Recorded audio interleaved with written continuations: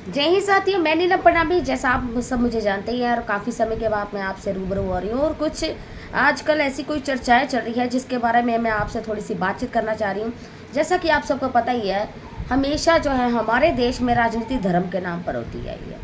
धर्म के नाम पर ही नेता वोट मांगते हैं और धर्म के नाम पर ही लोग वोट भी देते हैं।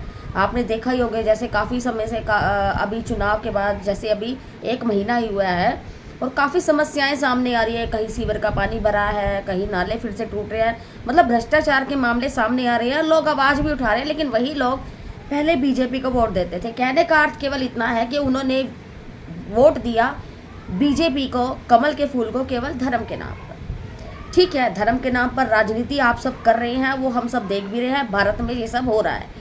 लेकिन अब बाबा रामदेव, जिनके बारे में आप सब जानते ही हैं, गर्मी का समय है, शरबत आप सब पीते हैं। और कौन सा पीते हैं? हमारे इंडिया में कौन सा चलता है? रूह अफ़ज़ा ज़्यादा चलता है। रूह अफ़ज़ा, रूह अफ़ज़ा पीते हैं। तो रूह अफ़ज़ा की मैं आपको एक कहानी बताना चाहूँगी। जो रूह अफ़ज़ा एक प्रोडक्ट हमदर्द का है। 1907 में एक हकीम ने, जो कि एक मुस्लिम था, उन्होंने इसे बनाया था। उसके बाद ये काफ़ी फेमस भी हुआ और आपको पता है घर घर में अभी गर्मियों के समय में रूह अफ़ज़ा मिलता है। लेकिन बाबा रामदेव जी का कहना क्या है कि उनका शरबत पिए, नहीं तो शरबत जिहाद हो जाएगा। रूह अफ़ज़ा को छोड़ दो, रूह अफ़ज़ा को मत पियो, क्योंकि वो एक मुस्लिम ने बनाया है।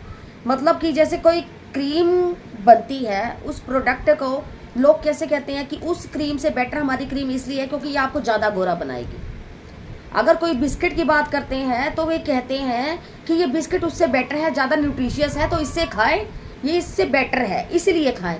लेकिन बाबा रामदेव जी प्रोडक्ट की एड में भी, अपने शरबत को बेचने में भी आज कह रहे हैं कि आप मुस्लिमों द्वारा बनाया गया शरबत मत पीजिए, क्योंकि वो मुसलमानों ने बनाया है।